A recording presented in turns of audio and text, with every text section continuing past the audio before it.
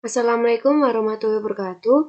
Kami dari kelompok 5 akan mempresentasikan tentang segmenting, targeting, and positioning global yang beranggotakan Syarafina NPM 0014 dan saya sendiri Mafida Zainati NPM 0023. Yang selanjutnya ada segmentasi pasar global.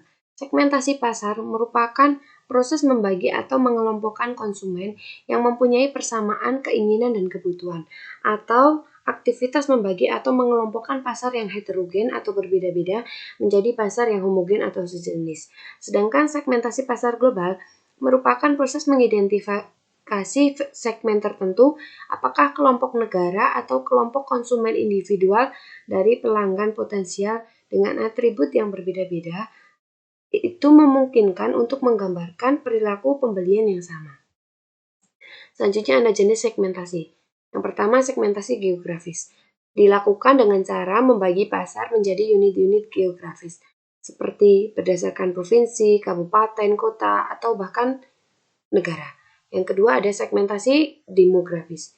Segmentasi demografis ini dilakukan dengan cara membagi pasar yang berdasarkan karakteristik populasi yang dapat diukur, seperti umur, jenis kelamin, pendidikan, agama, atau pekerjaan. Yang ketiga ada segmentasi psikografis. Dilakukan dengan cara membagi pasar berdasarkan gaya hidup atau ciri kepribadiannya. Jadi, biasanya dilakukan dengan cara kuesioner. Yang keempat, segmentasi tingkah laku. Dilakukan dengan cara membagi pasar berdasarkan tingkat pengetahuan suatu produk, sikap penggunaan atau tanggapannya terhadap suatu produk tersebut. Jadi, apakah orang itu akan membeli dan menggunakan produk tersebut atau tidak, dan berapa banyak produk yang akan dipakainya. Yang selanjutnya ada segmentasi manfaat. Dilakukan dengan cara memfokuskan pada pembilang dari nilai persamaan, yaitu B atau benefit dalam V min B. Segmentasi ini memberikan hasil yang memuaskan karena pemahaman pemasar yang luar biasa terhadap masalah yang dapat diselesaikan oleh suatu produk atau manfaat yang ditawarkannya itu tanpa memperdulikan wilayah geografisnya.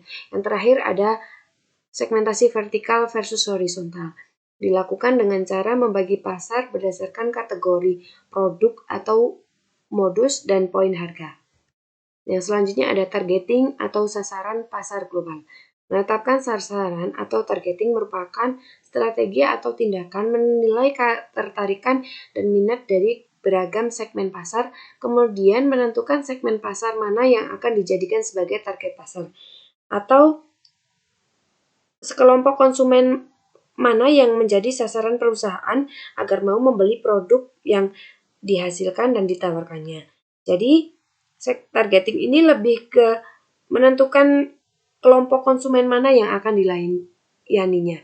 Selanjutnya akan dipresentasikan oleh Vina. Saya Syarafina NPM 18010014. Di sini saya akan melanjutkan tentang kriteria untuk menentukan target. Terdapat 3 kriteria dasar untuk menilai peluang di pasar global, yaitu 1. Besar segmen yang ada dan potensi pertumbuhan, yaitu melihat seberapa besar segmen pasar dan peluangnya untuk meraih laba. Jika pasar tidak besar dan tidak cukup menghasilkan laba, maka kita harus mempertimbangkan apakah pasar tersebut mempunyai potensi pertumbuhan yang tinggi, sehingga pasar tetap menarik atau memiliki strategi jangka panjang. 2. Persaingan potensial. Persaingan sebuah pasar yang keras mungkin harus dihindari. Akan tetapi, kita juga harus melihat seberapa berpotensi persaingan tersebut. Jika memiliki potensi yang tinggi, maka kita harus menghadapinya. Yang ketiga yaitu kecocokan dan kelayakan. Bila pasar sasaran global cukup besar dan tidak ada persaingan ketat dan tidak menjadi hambatan, maka pertimbangan akhirnya adalah dapatkah perusahaan tersebut dijadikan sebagai sasaran dan apakah layak perusahaan tersebut dijadikan sebagai sasaran. Selanjutnya, strategi pasar sasaran global. Setelah mengevaluasi segmen yang sesuai kriteria, kita harus memiliki strategi yang tepat. Yang pertama, pemasaran global tidak membeda-bedakan. Serupa dengan pemasaran massal dalam suatu negara yang melibatkan penciptaan bauran pemasaran yang sama, yaitu dalam hal produk, harga, distribusi, dan komunikasi untuk pembeli potensial.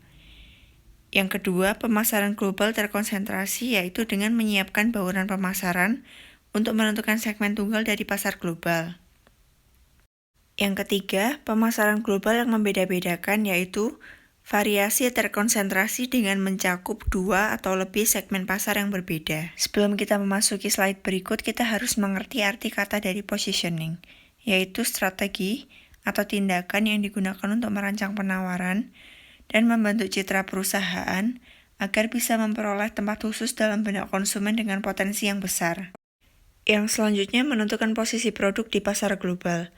Yang kesatu adalah menentukan posisi teknologi tinggi, kategorinya yaitu produk teknik, produk untuk peminat khusus seperti kamera Canon dan alat olahraga Adidas, dan produk yang dapat ditujukan kegunaannya yang terbukti manfaat dan sifat-sifatnya.